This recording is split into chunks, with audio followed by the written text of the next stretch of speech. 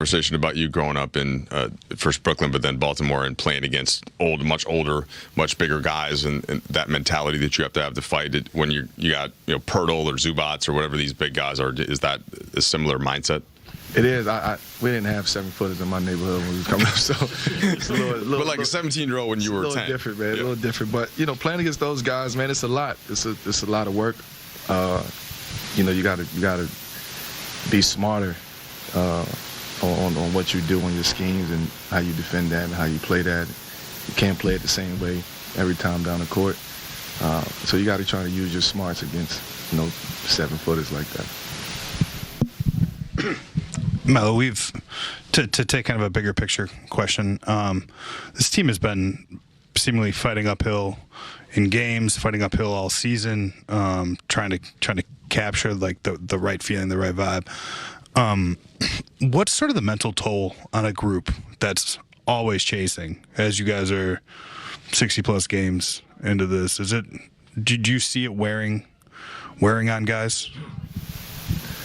No, especially not when we out there playing. I mean, you might see it because you on the outside looking in, and you probably see the game a little different than we may see the game. But as far as the wear and tear of always trying to come back and chasing the lead, and I don't see that.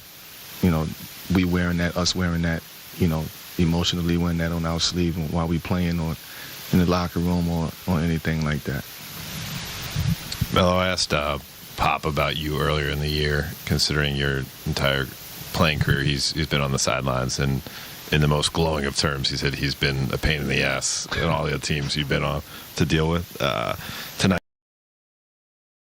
move yourself from the result of the loss. Just your thoughts on Greg Popovich's coaching career, and when you think about him, what stands out in his coaching methods?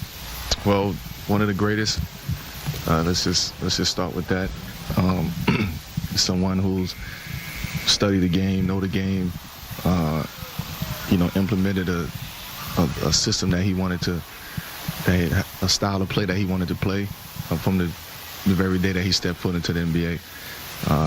And the way that he's able to adjust after all these years to the quote-unquote new game of basketball, new way of playing, spacing is smaller and faster and more threes, and he's able to adapt. He was able to adjust his coaching style, and some people may not like it, some people probably didn't like it, but you can't take that away from him. And I've been able to see him 19 seasons, and the consistency that he has, regardless of who's out there. His system is his system, and you can implement guys in and out of that system, and you're still going to get some of the same results. So for somebody to be able to do that and kind of just have that hold on that style of play in this organization, in this city, and his players and the fans, you can't get nothing better than that. Melo, Malik was just talking about the one step forward, one step back sort of nature of this season, and he kind of said, it could be one step forward, 5 steps back, then 2 steps forward, and so on. When you're coming off of a night like you had against the Warriors, and obviously such a high for LeBron, and you've been looking for momentum and things to build on, what was the experience like today of just getting the news that LeBron was going to miss a game, and then you kind of go through the game? Did it just feel like kind of a continuation of the way this season has been? And what has that experience been like for you? Yeah, you just don't know. Like it's not something that we come in and say, who's playing tonight and who's not. Like you don't know. It's day to day with us. Tonight LeBron didn't play, and guys was ready. Guys had to step up, and guys had to be ready. And I could be sitting here singing a different tune. One play different. One shot goes in, one loose ball, one offensive rebound, one defensive rebound. I could be sitting here singing a different tune, but that's just it's like we on the fence. We double dutching.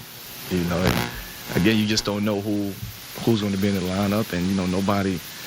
We definitely didn't expect Bron to be out. Nobody knew that, and that was last second. At least for me, I found out last second. But guys still stepped up. Guys still came to play today, and we fought, man. We fought to the end with what we had, and guys.